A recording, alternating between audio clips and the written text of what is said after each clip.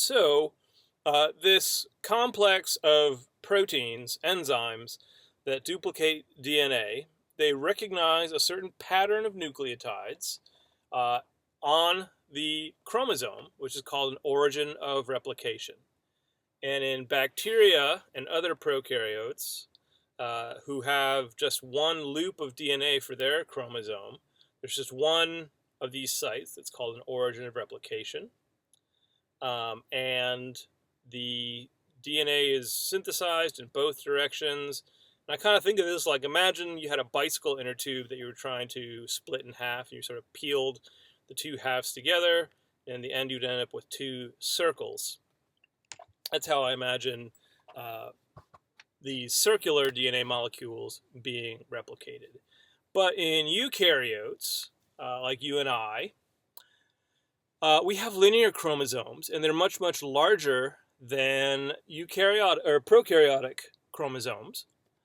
So they need to have a lot of different origins of replication in order to copy them in a timely fashion. So again, there is a sequence of nucleotides called an origin of replication that is recognized by that set of enzymes that copies the DNA, and it gets copied in both directions, but these replication bubbles end up bumping into each other. But at the end of it, what you have are two daughter DNA molecules that are linear, exact copies of each other. On to learning objective 4, how are enzymes utilized in DNA duplication? Don't think I have a video for this, but I'll check and get back to you. So what we can see in this picture is how the DNA is copied with the different proteins that are involved. And there are a lot, and I don't expect you to know all of them. But a couple of important points. We have helicase here, which is the molecule that the enzyme that unzips the double helix. It opens that double helix out. And then in order to copy the DNA, first we have to start with a little bit of an RNA primer. So DNA polymerases can only add nucleotides if they have a little bit of a double-stranded molecule to work with. So right when we unzip the molecule, there's no double strand there. So DNA or RNA polymerases can add a couple of nucleotides here, and then that makes enough of a start for DNA polymerase to come in and start adding nucleotides. And that's what you see here, is that there's this DNA polymerase 3, as it is called, adding these new light blue nucleotides onto the old strand of DNA. So one strand can have the nucleotides added onto that 3' hydroxyl group on the sugar continuously. We call that the leading strand. So it just keeps chugging along. But meanwhile, the other strand has to have nucleotides added in the same way. It has to be added to a free 3' hydroxyl group, but we're kind of working backwards here. So it's kind of like we're trying to pave both lanes of the interstate or the highway at the same time. But we have to stay in the same direction with traffic. So one lane, that's fine. We can just keep doing that. We just start paving and we keep going. But for the other one, we kind of have to go step by step and loop back. So we copy a little bit of the DNA, and we loop back, and then we start copying another little bit of the DNA, and we loop back, and we start copying another little bit of the DNA, and we loop back. And that's because the two lanes have to be done effectively in the same direction, but one is backwards relative to the other. So these bits here, these short segments of red into light blue going on to another red bit here again, those are called Okazaki fragments.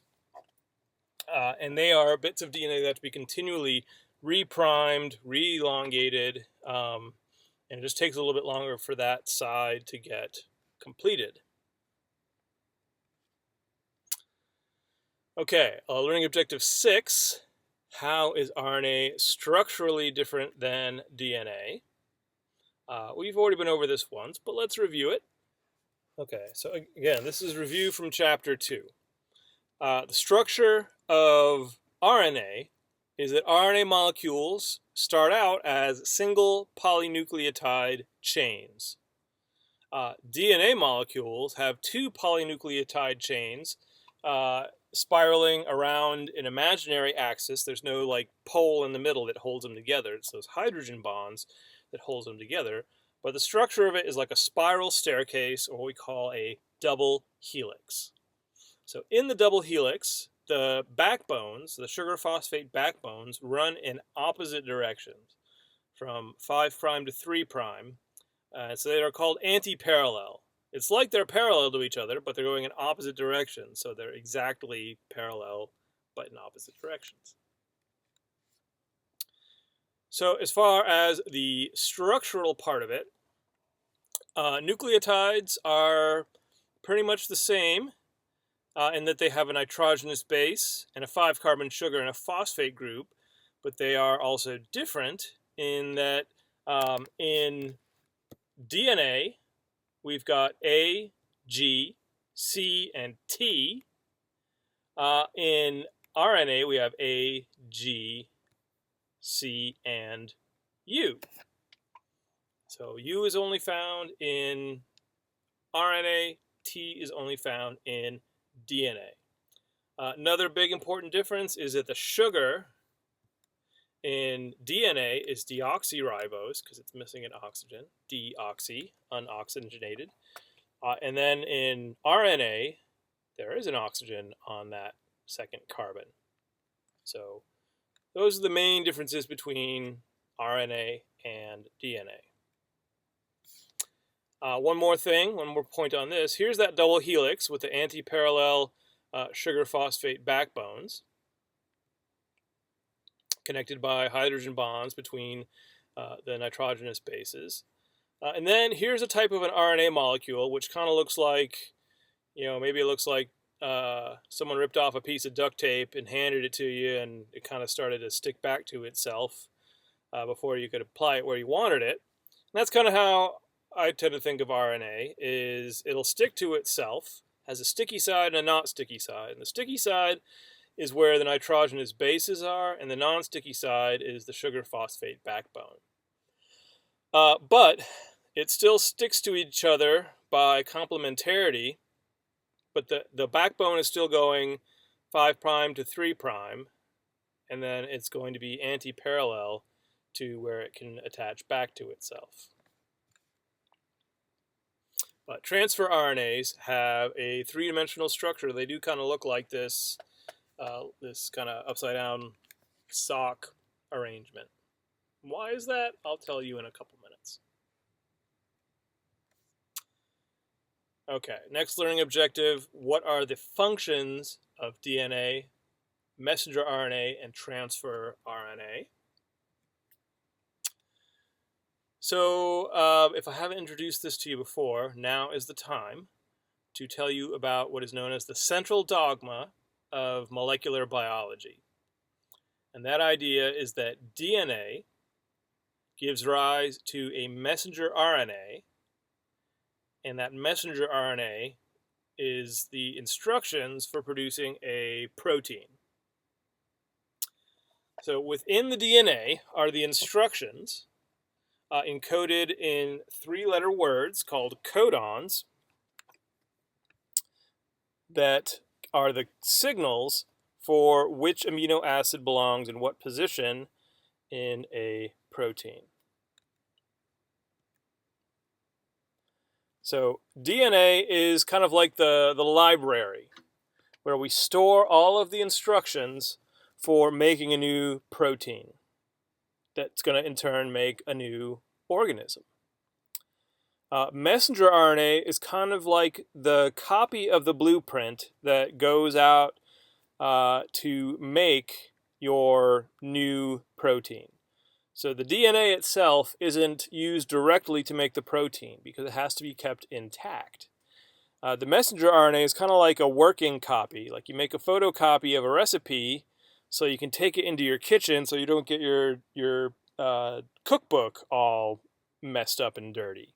Because if your cookbook's messed up and dirty, you can't make that recipe again. So maybe you have a photocopy, which is like the messenger RNA, which doesn't matter if you spill on it or burn it or whatever you might do to it in the kitchen, you still have the original copy in the library.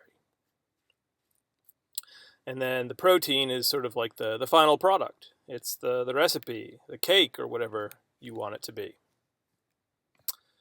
Transfer RNA is what enables the messenger RNA to encode the proper sequence of amino acids.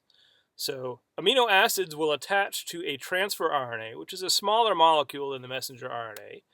It has this part that attaches to the codon called the anticodon, and you can see it's got nucleotides that can match up with the codons, and that says if there's a match, then it says, okay, I can leave my amino acid here, and if there's not a match, it'll be like, okay, it's not going to work out.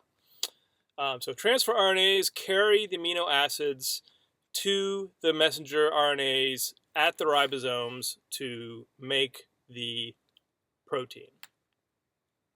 That's the function of those three molecules.